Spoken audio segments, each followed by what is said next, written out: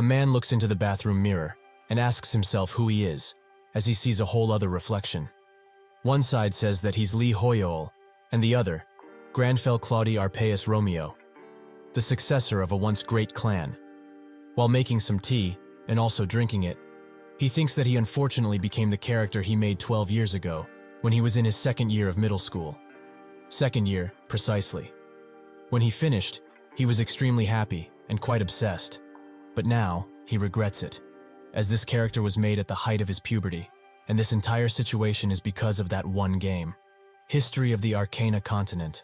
One, if not the best, virtual game and another world. Until service was no longer available, it was never topped by another game, making it a game that holds a legendary status.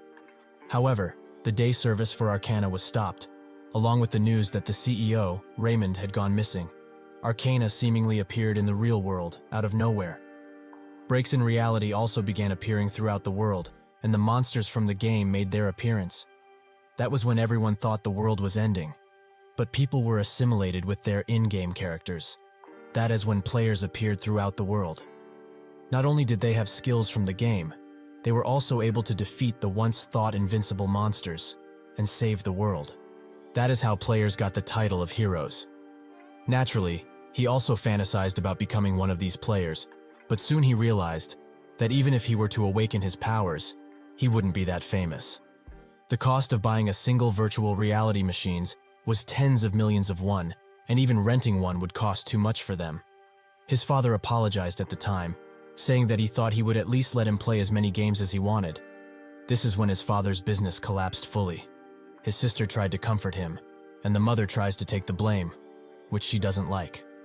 This is when Lee was faced with reality and its grim truth. He had no choice but to quit Arcana early. However, if he would have known this would have happened, he would have done anything to play. Since he only managed to play for a few months, his stats are extremely bad, and even though his power was awakened, he wouldn't have wanted to spawn as a character he made while going through puberty. The outside him comments on the tea, noting that it's quite good, making inside him go crazy. Grandfell Claudi Arpeus Romeo, a character that Lee made during the height of his puberty, and also a character he was very invested in. His story goes as follows. Grandfell was a successor for a great family, however. It was massacred by a demon, and he was left alive and alone. In order to get his revenge, he made the decision to become a demon hunter. This was a very cringy story he played around with, and also something he obsessed over while in middle school, which he laments now. In other circumstances, these memories would have been just something to laugh at, however. As a grown man, this is just plain embarrassing. Grandfell says that he missed having memories like this, making Lee cringe and demanding he stop speaking in that weird manner. What is he going to do at work? Will he even be able to function as a member of society moving forward? If he meets his boss, who likes to pick on him whenever he has the chance, Grandfell will certainly do something that will get him fired. He wonders what to do, and Grandfell notes that nobles should not bow down in the face of adversity. Everything that he tries to say comes out completely differently. Is this really how it is to assimilate with the in-game character? He remembers that most people said it wasn't a large difference, so why did he become like this? Taking into consideration that he can't work anywhere like this, he has no choice but to become a full-time player. But he doesn't remember much of Arcana, as he last played it over 10 years ago. He gets on the computer as first, he needs to search things up, since he doesn't know what it really takes to become a player. The money that ranker players receive after eliminating high-level ruptures is in the hundreds of millions. However, since it's all dependent on risking life and limb on the battlefield, it's all pretty useless information.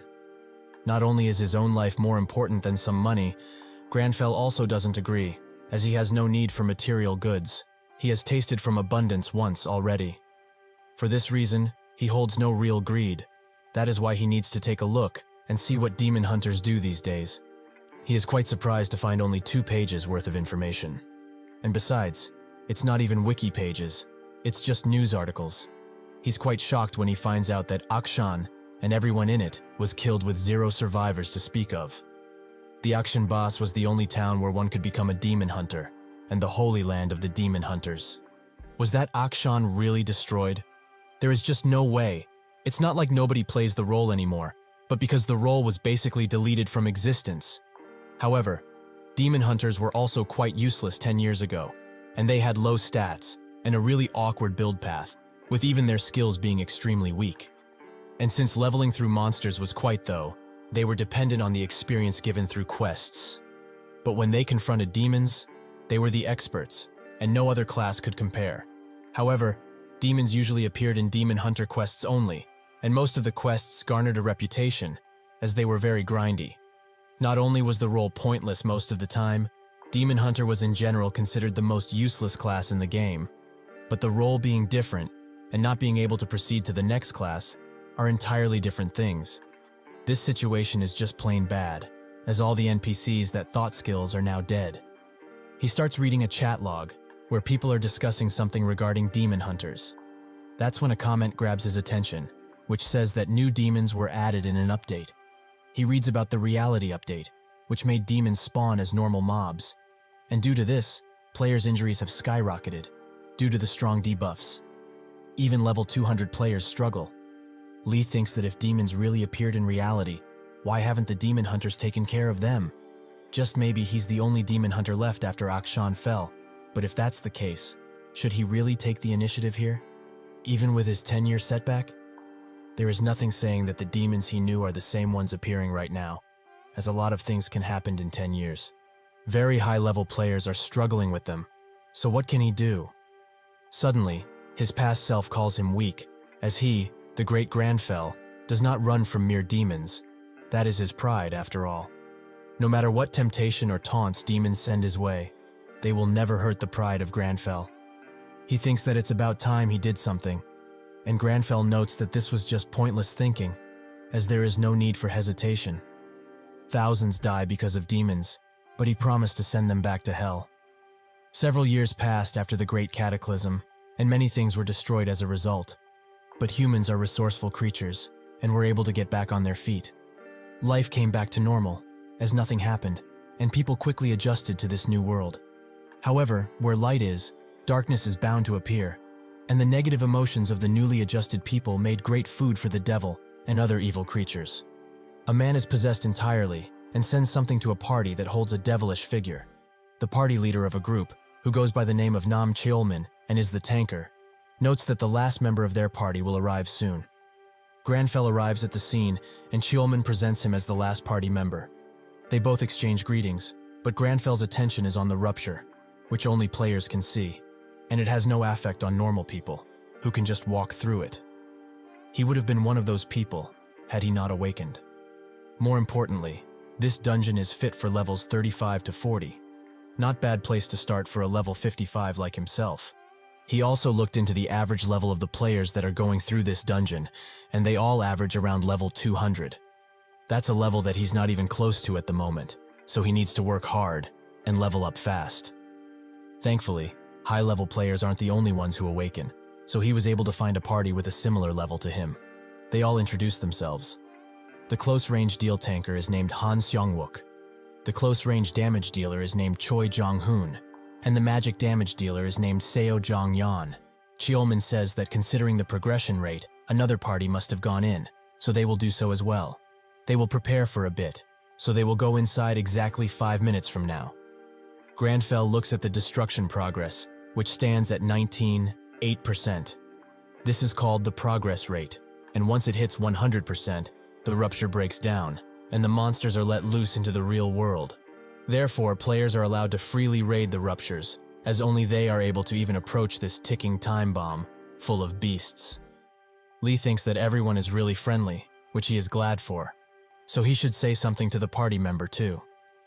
As an only son with 3 sisters, he had to watch out every day in order to survive the great sister wars that would often occur.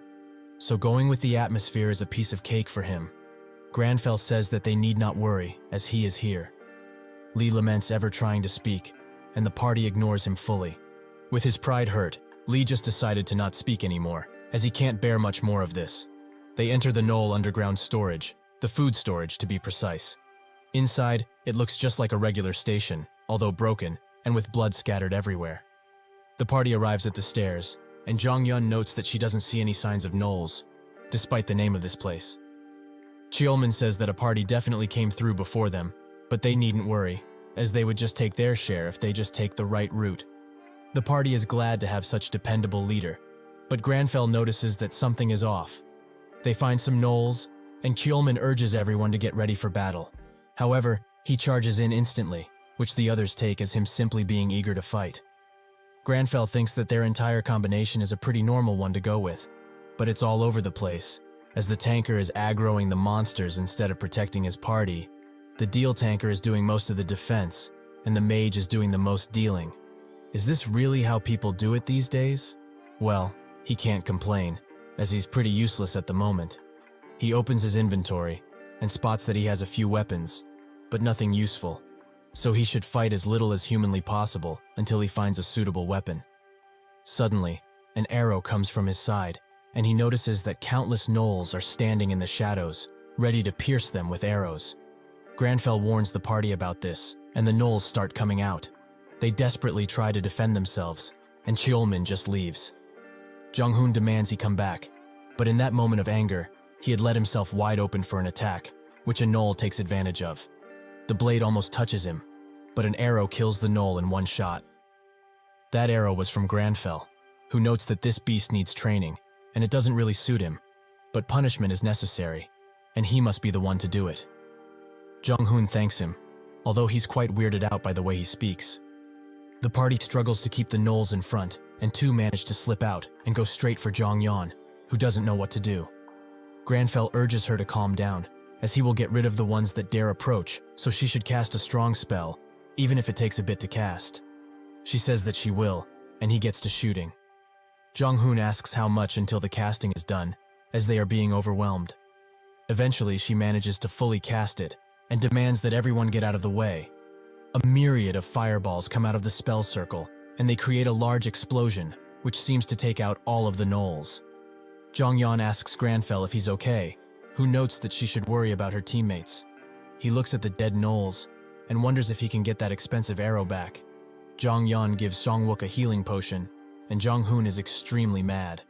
He rushes up to Kjolman, and asks just what the hell he was doing. He can understand that he didn't know about the ones who hid themselves, but why did he decide to not help? He basically walked them into a death trap, so he should explain himself, right this instant. Kjolman smirks, and starts laughing uncontrollably, and very loudly. Jong-yeon says that this is not in any way funny, and if it weren't for his famous brother, he wouldn't be worth anything. Does he really think that he's all that great? A bastard like him? The lights suddenly all go out, and Kjolman notes that if he's really asking if this is funny, of course it is, as how can it not be, when a bunch of moronic fools are struggling in front of him like this? Grandfell's natural enemy skill activates, and it's revealed that this guy is a demon. Kjolman finds it funny that they realize so late, but then again, they are extremely dumb anyway. The party wonders what he is talking about, but before long, they are all affected by his skills, and they see something which they fear the most. In Songwook's case, he sees his party members pleading for help while their skin melts. Their mentalities hit ground bottom, and they are all affected by the fear status. Kjolman laughs at these pathetic humans, who are groveling in the illusion of fear. Suddenly, Grandfell charges in, and almost manages to strike him. Kjolman notes that he must not care for this particular human, as if he dies, this human will die as well. Grandfell thinks that piercing his armor isn't a possibility right now, so he should focus on the gaps for now. Kjolman attacks, but misses, giving Grandfell the opportunity to attack. His skill Natural Enemy activates once again, as its battle power rapidly increases due to the presence of a demon. This attack also hits his armor, but now, it cracked. Kjolman charges in without a care in the world, and notes that humans are the fake creatures to exist. Earlier, he was friends with this human, but now, he wants to kill him. Grandfell just slashes his face open, causing him to wail from the pain. He was slashed by a mere human, but he feels it from this distinct pain, that he was slashed with silver. Grandfell demands he not talk to him, as he doesn't talk with his prey. Kjolman looks down, and wonders where it all went wrong, for it to become like this. He remembers the time where his brother told him to quit going into ruptures and become an analyst at his guild. He knew he did this out of worry, but he didn't want to live like a loser all of his life. Sometime later, he was also being mocked by a few goons who knew about his brother, and urges him to not be a disappointment to such a great and powerful brother. All he wanted was for his brother to be proud of him. That's when the imp came and gave him a hand. All he needs to do is watch from the backlines while he works. That is how he was possessed, and he watched his party almost die because of himself and the imp who has possessed him. With his mentality so low, he couldn't hope of getting out of the imp's grasp. However, Grandfell had awoken him as the imp was weakened by his constant attacks. He screams for the pain and demands he stop this, as if he continues this human will also die. Does he really not care at all? Does he want to be labeled as a murdered for the rest of his life? Grandfell looks at him and notes that if this is his pride, he gets it. The real Kjolman grabs and holds his body, even if it means that he will die. Grandfell uses this opportunity to cut his head clean off and notes that with this, he has received his pride. Later, Kjolman wakes up with his head still intact. He is quite confused, and everyone from the party asks if he's okay. He begins shaking as he saw himself how his body had its head cut off. Grandfell notes that he already told them that they needn't worry about a thing, as he is here for them. A human's negative emotions can lead to the empowerment of demons, so they should all be prideful and hold no fear. A demon hunter's attacks only affect the targeted demon. These words seem to move Kjolman somewhat, and Lee notes that he didn't forget that logic, even if it's been so long. However, the imp didn't drop a single item, so it means he was dead broke. Later that day, Kjolman goes to his brother and shows him a post about a certain dungeon and about a party whose leader was possessed by an imp. The comments don't believe a word of the story and call it fake news. His brother asks if what he wants is for him to believe that story, and Kjolman confirms it. The brother notes that even if he's the guild leader, just taking a person's story for granted like this is a bit too much. Kjolman explains that the party leader from this story, the one who was possessed by a demon, was him. This causes Nam Taemin, level 368, and the guildmaster of Gaon, to spill his drink all over the table from surprise.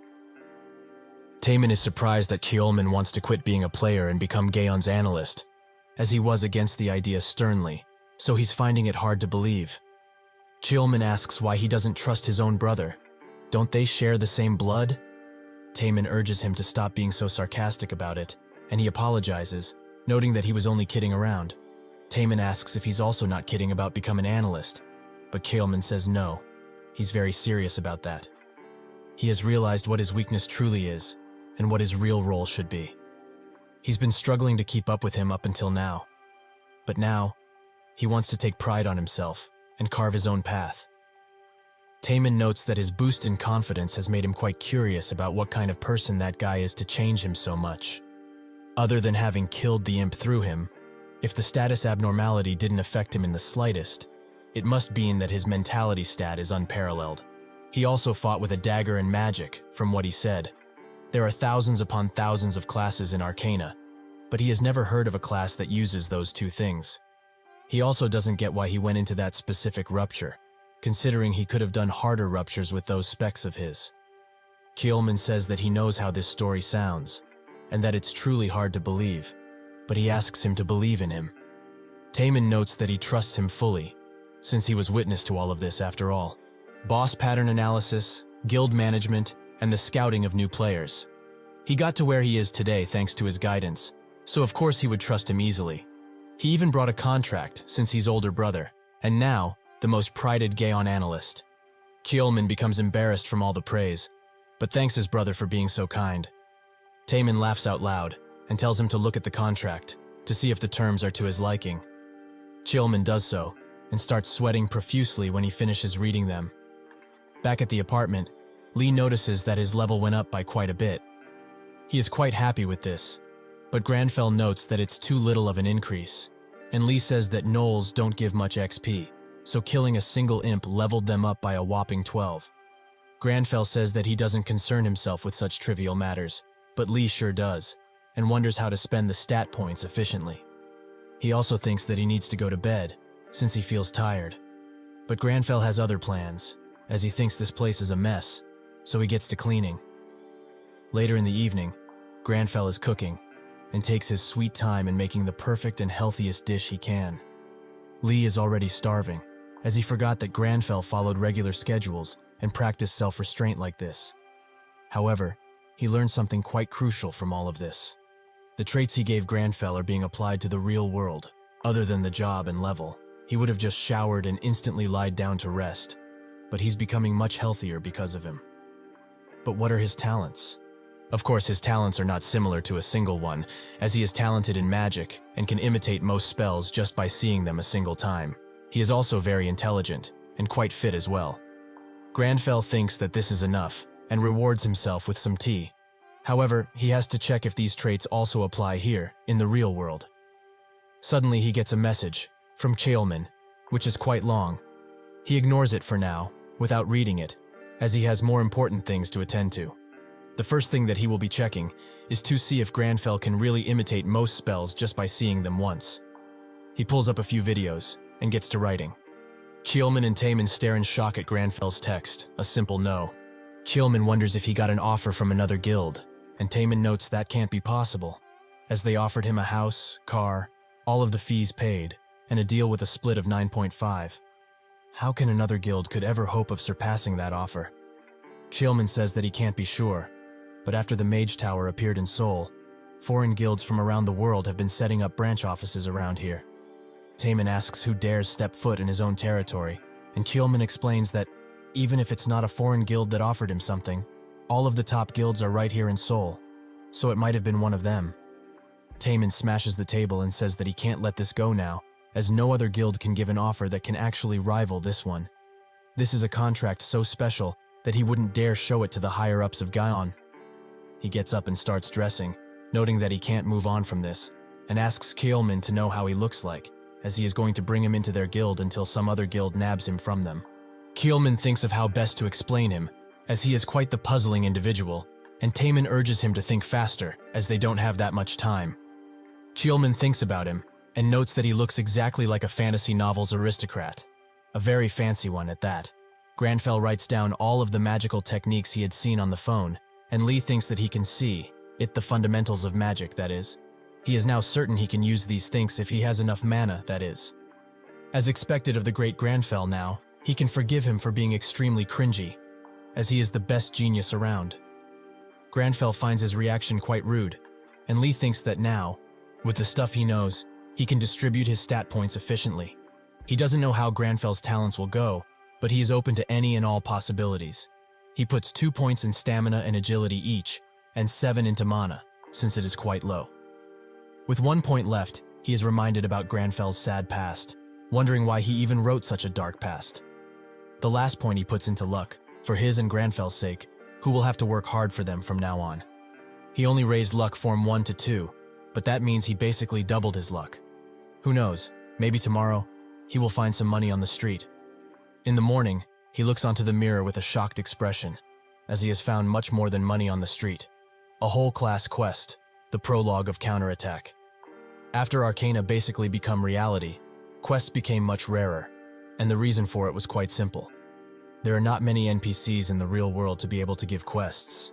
Even a normal quest is much rarer than before. But what he got was a class quest, which seems to be a normal quest related to his Demon Hunter class. But from what he remembers, this shouldn't be no ordinary quest.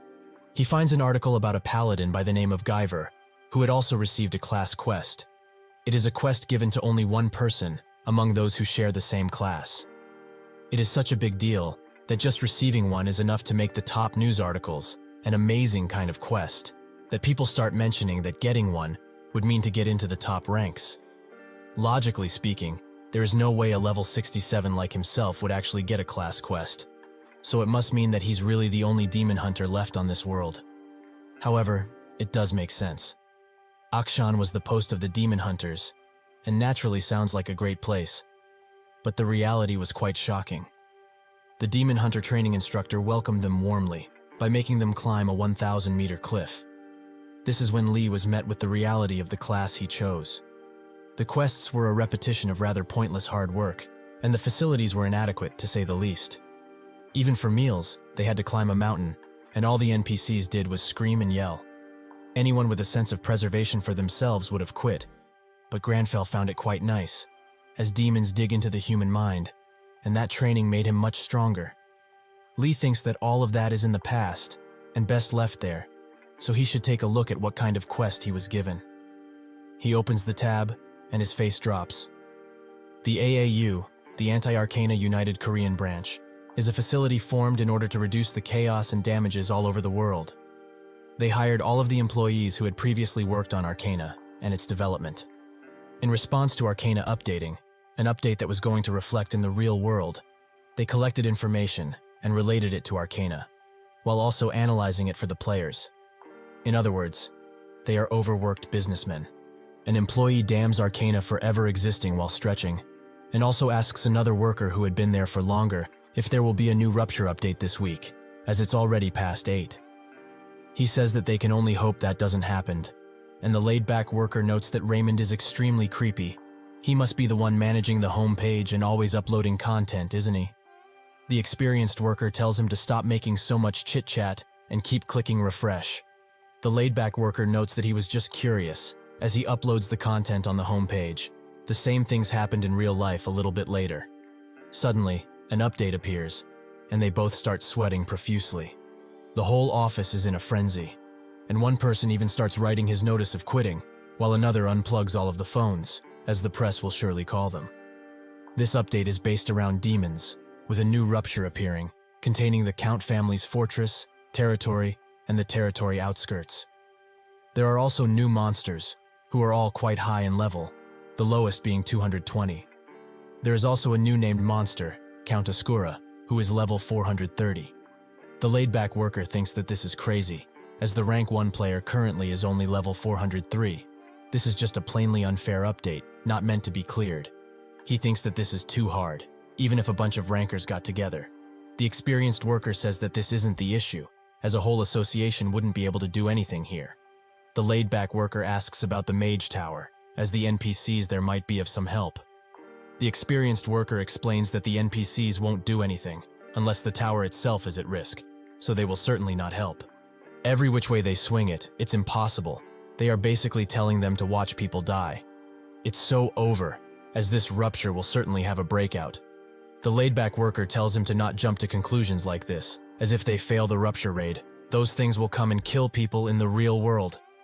The experienced worker thinks that the updates up until now were very doable, but this destroys that balance completely, an unthinkable event. Unless some miracle appears, they are screwed. Grandfell looks at the quest, which started with hunting a demon condition, which he completed.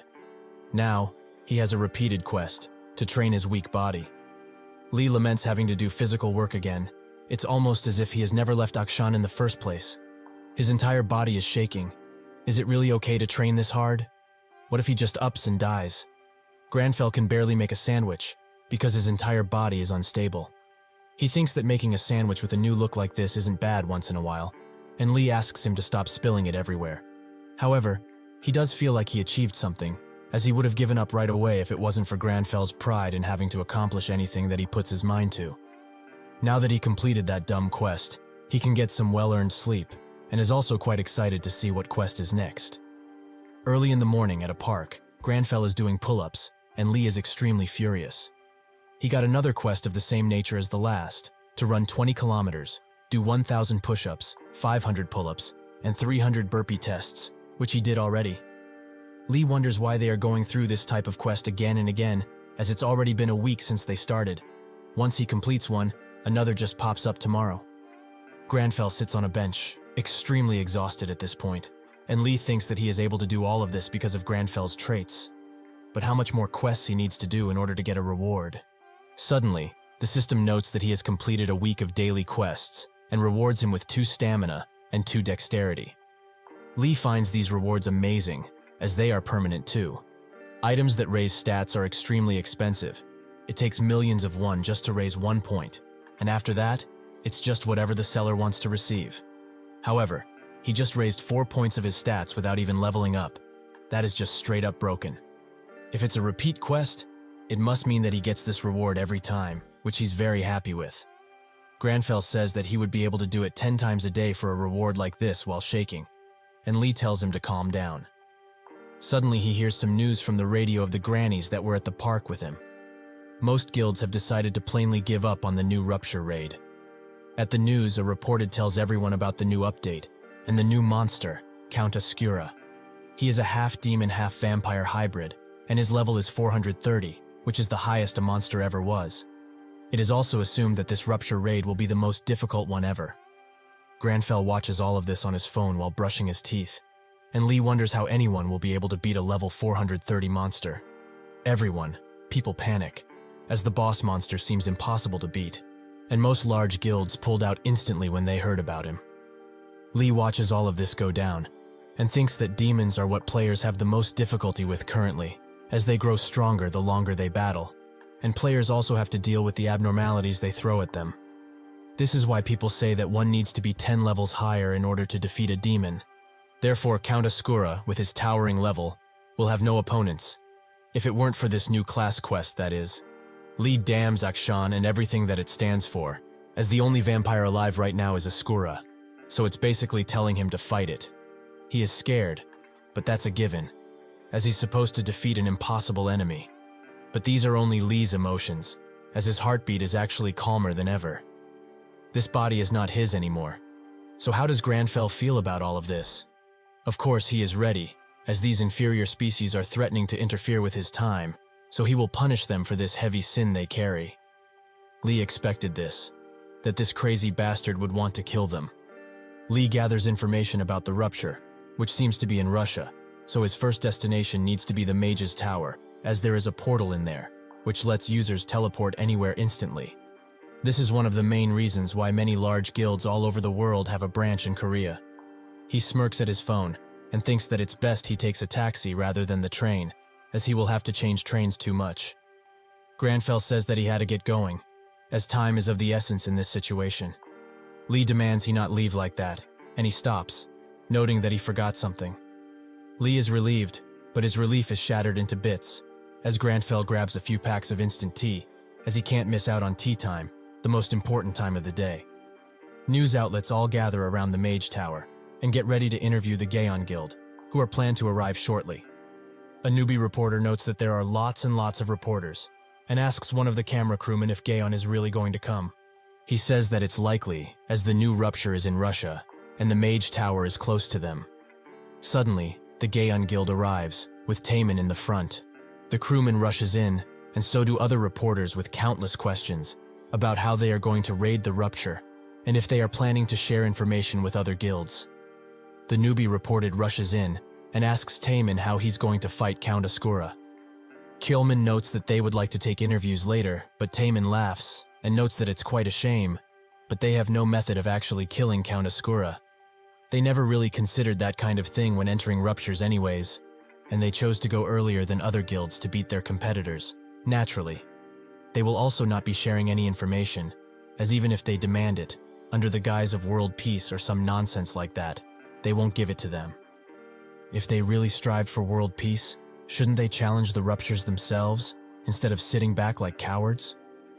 The newbie reporter doesn't know what to really say about all of this, but suddenly, the Shining Guild arrives, with their leader Lox, who is level 399, in the front, and grabs everyone's attention. Their butler notes that they will have to go on foot because of the crowd, and one of the members thinks that Gaon's guild words were quite harsh.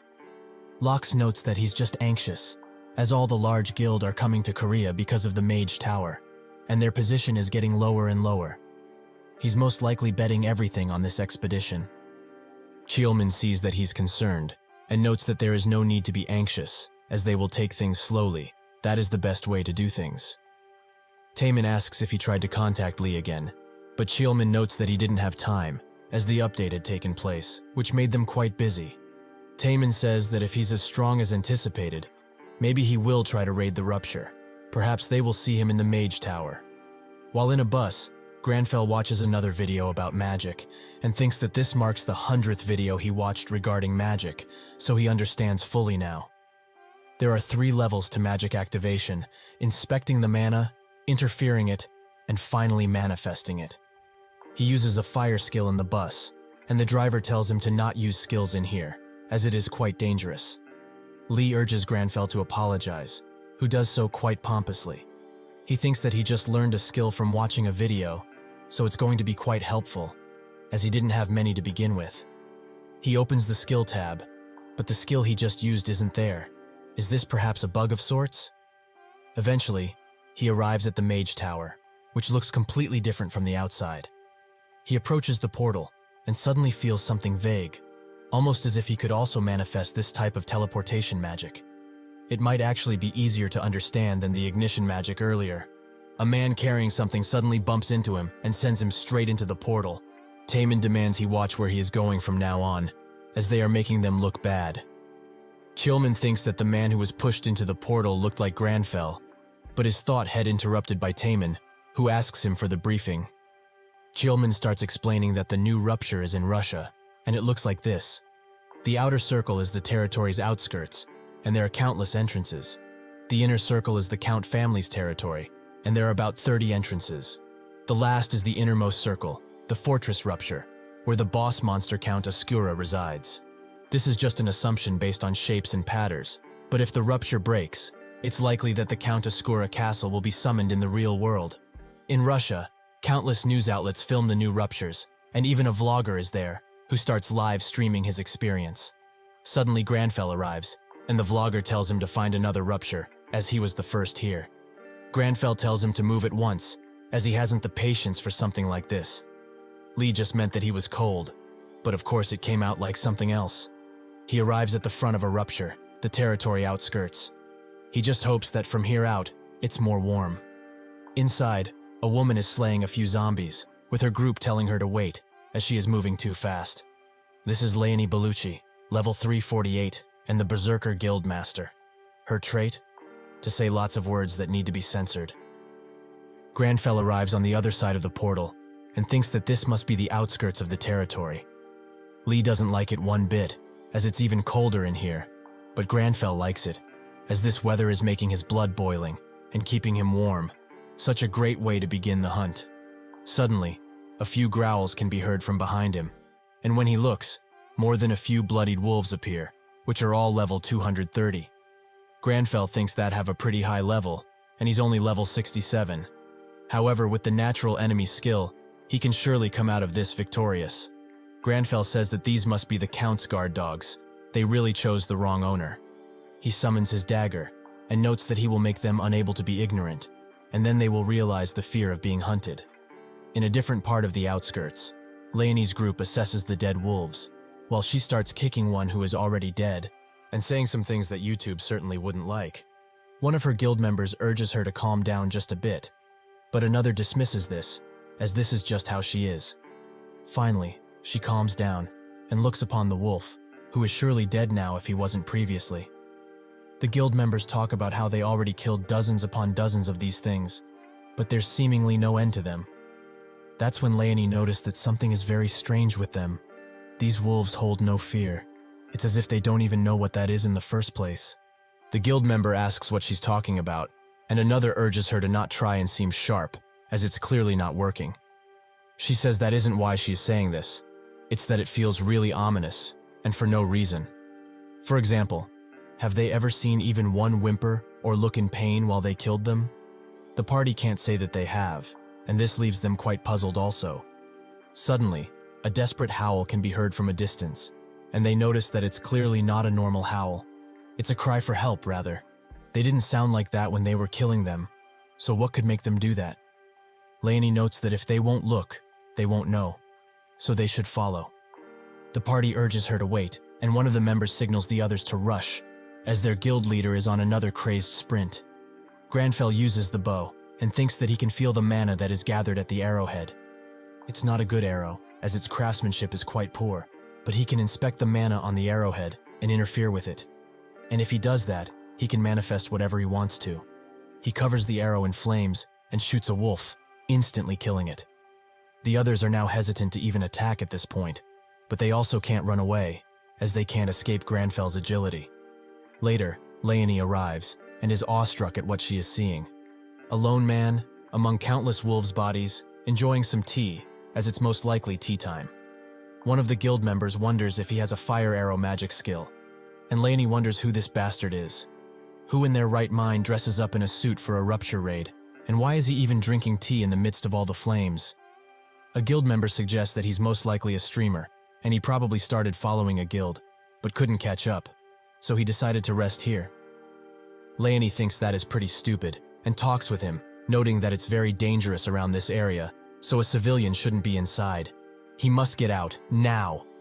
Grandfell just side-eyes her and continues drinking his herbal tea. Leonie is extremely mad that he ignored her, while her guild members try very hard to contain their laughs. She tries to scold him for ignoring her so rudely, but that's when the guild members demand she watch out, as new enemies have arrived and are surrounding them quickly. The party gets ready to defend themselves, but are very scared at the sheer number of them, and wonder where they came from in the first place. These are bloodied bandits, and seem to be at the same level as the wolves, 230. Leonie demands everyone get into position, and they begin attacking the bandits. A guild member urges everyone to be cautious, as most of them are brandishing weapons. Leonie gets into a position to activate her skills, and slashes countless bandits in only a second. She tells her party that they have nothing to worry about, but she gets proven otherwise, as on a nearby hill, countless archers are ready to unleash a flurry of arrows on them, and their deadly red eyes glisten even through the darkness. A member notes that they are basically surrounded. So what do they do now? That's when Grandfell finishes his tea, and Leonie is extremely surprised that he didn't leave. Is he actually insane? This is not the time for tea at all, so he should run already. Grandfell looks at the thermos and notes that now, it's pretty doable. The bandits unleash their flurry of arrows, and Leonie can only look up, as there is basically nowhere to run to. Grandfell starts inspecting the mana that is inside of the thermos bottle, and interferes with it. What is left to do is manifest, as in order to get the skill he wants, in the scale he wants, he needs tons of mana that he cannot really handle at this level. If his assumption about this is wrong, he will pass out instantly, by simply trying to manifest this skill. However, what if these magic spells that he's always using are not skills? A surge of mana rushes within him, as he has gained new meaning of mana and its uses. A large beam of blue mana comes from the ground, and Leonie prepares for the worst. But the worst doesn't happen, as giant wall of rocks have saved them from the countless arrows. She thinks that it must be alchemy, as she has never seen anything like this ever. To have a skill that can make great walls such as this one means that the person must be quite powerful. Grandfell explains that it's not a skill, and what he is using is magic. Pure magic without restraints. The other party members are just as surprised, but still glad, that they were rescued. Still, they wonder if he is an alchemist. And what is he doing here, if he really is one, as alchemists are usually production workers? Leonie also wonders what he means by magic, and Grandfell thinks that it's very possible to change the form of something, if he can interfere with the mana of the object. It is closer to alchemy, rather than magic, so they aren't exactly wrong, but not right either. Suddenly the wall starts rumbling, as the bandits have broken through, and are coming from the side. Grandfell finds this to be unfortunate, as he will have to push tea time back once again. The guild prepares for battle once again, and Leonie does so as well, while telling Grandfell to scurry to the back for now. He has other plans, however, and summons his bow and arrow. One of the members asks for a healer, as someone has been injured gravely. But this gives a bandit the opportunity to strike from behind, leaving him no room to dodge. Suddenly, an arrow blows the bandit away instantly, and the members wonders if there was ever such an archer like this in their guild. Leonie is surprised that he is an archer, and wonders what the wall was about if that is the case. Grandfell engulfs the arrow in flames, surprising Leonie even more. Is this man a mage, perhaps? But no, he has archery, alchemy, and magic. Just who can he be?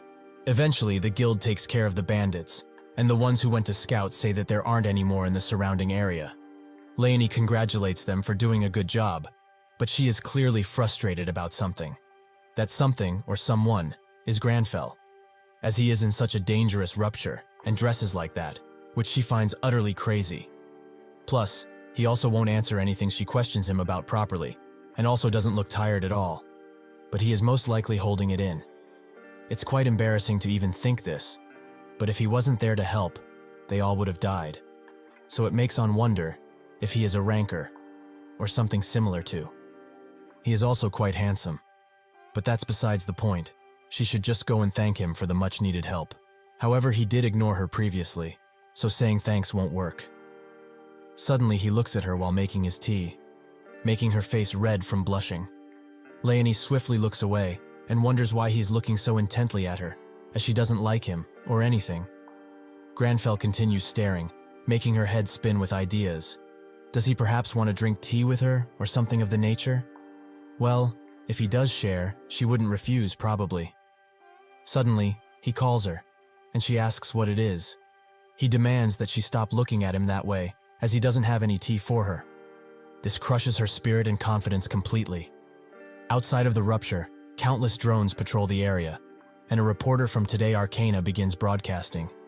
He says that this update brought upon lots of global attention, since it has the highest level boss they have ever seen. Another reporter asks if this rupture is named the Territory Outskirts, and he says that she is correct, as this is the first of 3 ruptures that came with this update. There are hundreds of ruptures leading to that exact place, but the other places will become available later. Shining, Gaon, and other guilds are already in the rupture as they speak. But which guild will be the first to clear the rupture? The first one will achieve that, will most definitely gain global fame. A man watches all of these news from a tent, and another man comes in and notes that he must want some coffee, since he is the director and all. He urges him to get inside fast, as he's letting snow in. The assistant asks why it's so dark in here, and the director says that he simply likes it this way. He also asks about how the rupture is looking, and if any new videos came in. The man explains that everyone is around the middle of the rupture, with the Shining Guild being the fastest right now. The director notes that if this is really the case, they should get a spot near Shining, and prepare to interview them first as soon as they come out. The assistant notes that it will take a lot of time to beat it, so they should just watch the drones. Suddenly, he spots something, and bolts outside, even through the camera's way. The reporter apologizes for their assistant director, as he just ran in front of the camera like a madman. The director starts clearing at them to follow the assistant right now, as a rupture has just turned blue, meaning that somebody cleared it. The reporter asks who it might be, but the director doesn't have that type of information right now. They just have to run like the wind, and be the first there. The assistant gets to the blue rupture, and is quite surprised at what he is seeing. He makes contact with the director, who is ecstatic, and asks what he captured and which guild it was, Gaon or perhaps Shining. The assistant explains that it's neither, and surprisingly, it's the Berserker Guild. The director finds this puzzling as they are the 32nd in terms of rank. The assistant confirms this, and notes that he's sending him a video as they speak. The director notes that Shining is still in the middle, and they went into a new and dangerous place, but they all look fine. Suddenly, the assistant spots a Korean person is amongst them. Even thought Berserker is a European guild, so him being there is quite strange. Other reporters start rushing in, and the assistant notes that he will try to get in front. The director is extremely confused at this point, and the assistant rushes to Grandfell. He asks if they can do an interview, and what about his relationship with the Berserker Guild is, and if anything happened inside of the rupture.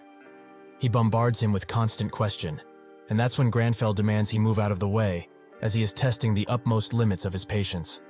The assistant is left shocked, and Grandfell leaves, as this place is too cold. The Berserker Guild is bombarded with interviewers, who ask tons of questions.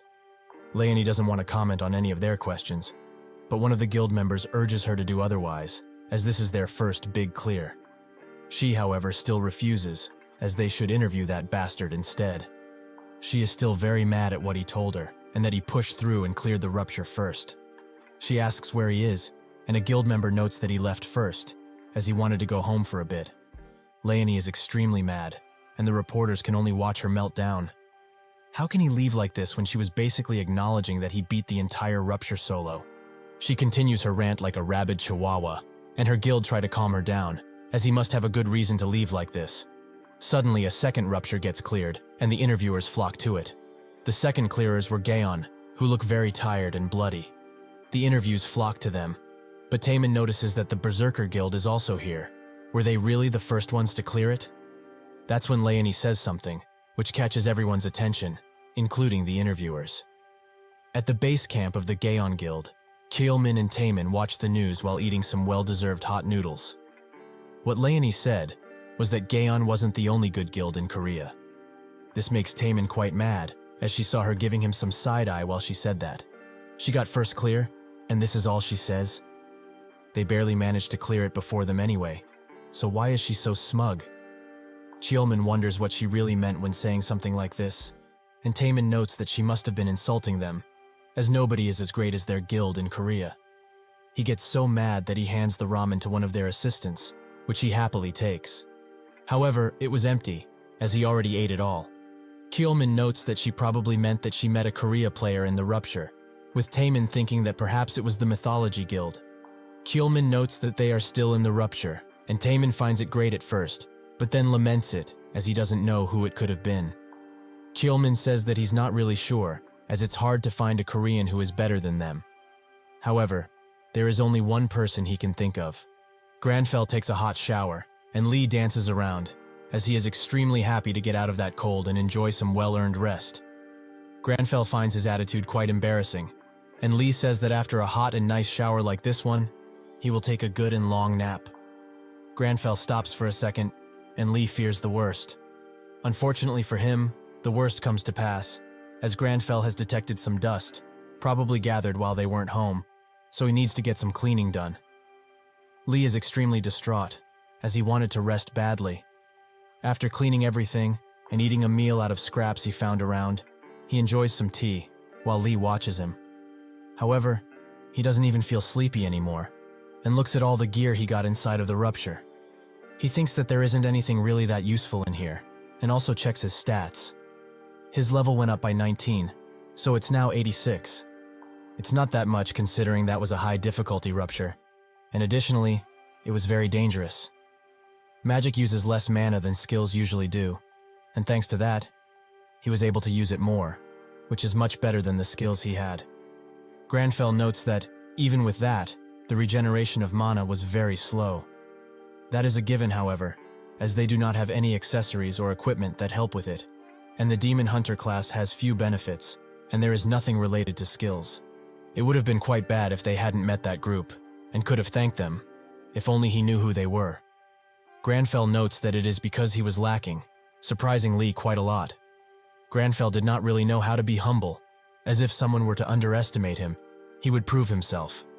On the other hand, if someone were to overestimate him, he would meet their expectations and make their assumptions a reality. Why is he suddenly remembering this trait that he wrote? Grandfell explains that the next rupture will be in the Count family's territory, so there is no time to relax, as he can't depend solely on magic and has to get better at combat. He found a suitable subject for today's test anyway. Lee thinks that he's right.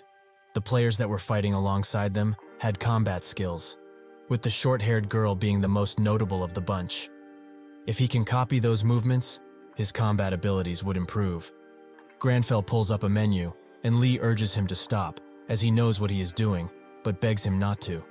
Grandfell activates another body training quest, despite the Lee's words, as basics are the most important thing to take care of.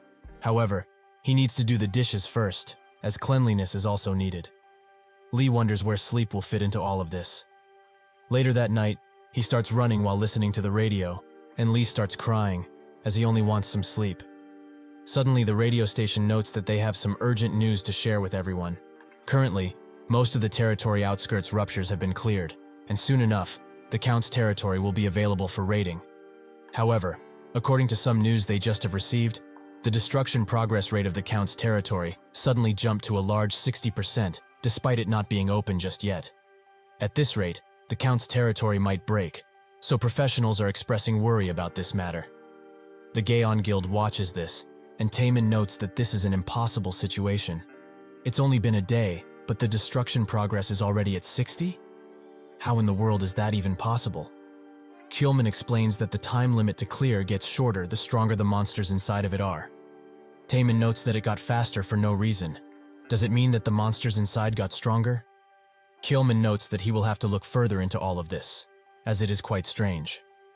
At the Today Arcana camp, the director is in a frenzy, as there must be a reason the monsters suddenly got stronger.